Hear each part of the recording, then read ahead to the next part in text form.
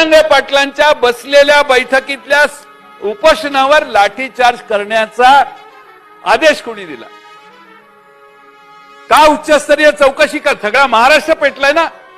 जरांगे पाटलांच्या उपोषणावर लाठीचार्ज करायचा आदेश कोणी दिला याची अध्यक्ष महोदय चौकशी ताबडतोब झाली पाहिजे. या उत्तराच्या भाषणात त्यांनी घोषणा केली पाहिजे की न्यायमूर्तींच्या अध्यक्षतेखाली आम्ही त्याची चौकशी करू. आम्हाला महाराष्ट्राला पोलिसांना शिक्षा देऊ नका.